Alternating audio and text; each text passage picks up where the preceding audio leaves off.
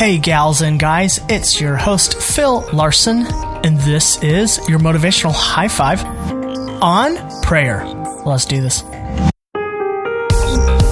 Welcome to a new episode. I want to first take a second to shout out to 3 new patrons who got on patreon.com/YMH5 and donated to the podcast. First, we have Reggie Steernholm, who joined the Super High Five Club at $5 a month. Thank you, Reggie. Deanna Payne Coombs came on at $1 a month to support the podcast. You're number 1 in my book. Thank you.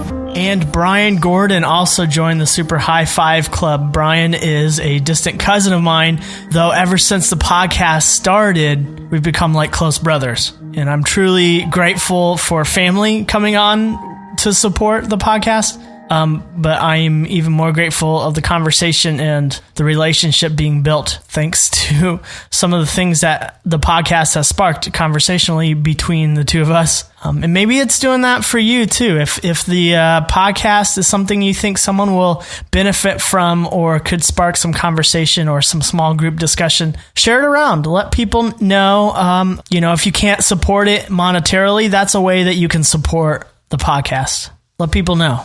If you want to support the podcast with a one-time gift, just go to thestoryshop.tv/YMH5, the number 5. And that's how Franz Gaspard helped support this podcast with a $5 donation. Thank you, Franz. All 4 of these supporters have gotten involved in our private Facebook group where some ongoing conversation is happening and some good relationships are being built with some like-minded people. If you want to support the podcast, again, just go to patreon.com/YMH5 and you'll see the different reward levels your support will get you. And I will message you personally how to get to that private Facebook group. Would love to have you.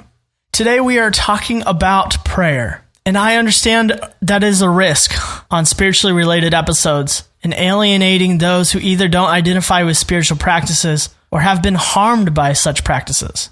I want to acknowledge that, and I hope that there is something worthwhile that you can glean from this. Take something, and whatever you don't think will work for you, that's okay. Just leave it. One of the things that I've said in the past, and I'll say it again, is that what I share on this podcast is what I find works for me. And it may not work for you, and that's okay. First, prayer, I believe, should not be in place of action. It should be in addition to action, and same vice versa. Action should not be in place of prayer. It should be in addition to prayer. I do think people tend to lean one way or the other. Those who find themselves leaning more towards prayer can convince themselves that praying is action enough, or is enough to inspire others or a higher power to action. But to stop there is easy. It leaves us off the hook. Conversely, if we lean towards action, we can be convinced that we aren't missing out on anything with prayer. That action accomplishes all that prayer accomplishes, and more even. And so we don't need to pray. But when we do that, we tend to miss out on impacting what we can't see, what's not tangible in ourselves. I have a friend who is married, and they had a kid. And shortly after they had their kid, his wife decided to divorce him. And this was not his desire. And so every time he went to his ex-wife's house to drop off his kid, when it was her time to take care of their boy, he felt this overwhelming resentment. He doesn't want to do this. He doesn't want to drop off his boy. And this divorce was her decision. So it was her decision that's making him do this. At least that was his thought process at the time. But he decided he would try something as he was dropping his child off. He would walk away from dropping off his boy, and he would get in his car, and he would pray for her. He didn't announce it or anything. He just did this. And initially, he wanted her to change. And slowly over time, his heart began to soften towards her. He changed. And to this day, they have a friendship. And it makes parenting their son a lot easier. Now, I know that is a particular situation. And people will find themselves in similar situations that isn't always realistic to happen.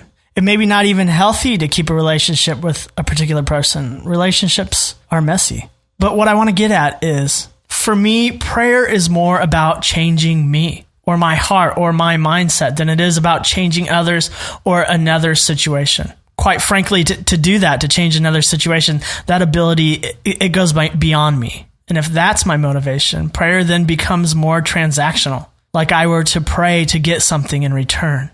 And that feels unrealistic. That feels like it could really lead to disappointment.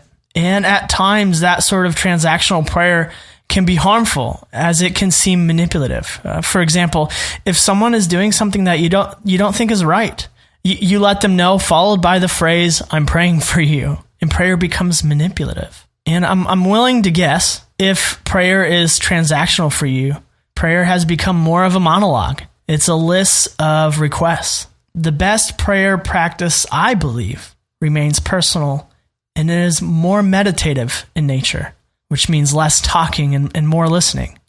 Mother Teresa, who's seen as this spiritual giant, this mentor, who has historically taken a lot of action as well, was being interviewed one time. And the interviewer asked her, when you pray to God, what do you say to God? And she says, I listen. And so the interviewer goes, okay, then what does God say to you? And her response was, He listens. Prayer, personal, meditative. If you find yourself more leaning towards the prayer camp and the less action, I would encourage you to read a book called Irresistible Revolution by Shane Claiborne, or another book by Shane, which is called Becoming the Answers to Our Prayers, and then take some action. If you find yourself more in the action camp and kind of shy away from prayer, which I also understand, don't take action by trying to find a book or something to solve it.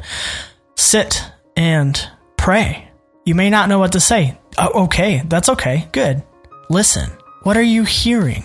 Maybe it's something in your head or your heart, something that you are tuning into for the first time or the first time in a long time that you need to pay attention to. And that maybe taking action to try to fix it would actually be more harmful, but is the thing that we tend to do to run away and keep our mind busy than letting ourselves sit with it and pray about it. If you don't believe in God, that's okay too. Just put it out into the world. See how your heart and your mind will begin to change. You can pray. What's the harm? And here we are at the end of our episode. And as we do with every episode, we do take in this sort of prayer type practice. I like to call it a mantra.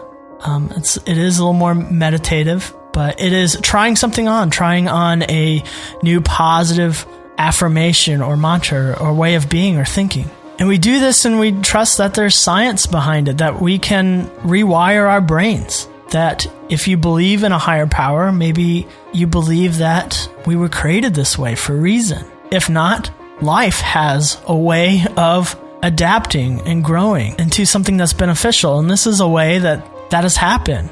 There's more conversation around this in episode 15 of this podcast, but I talk about this a lot. It's called neuroplasticity. And with enough positive messages that come in, we can begin to rewire our brain. And today, when you find a reflection of yourself in the mirror, will you say this to yourself in the first person? I can welcome in prayer as a meditative practice for self-growth.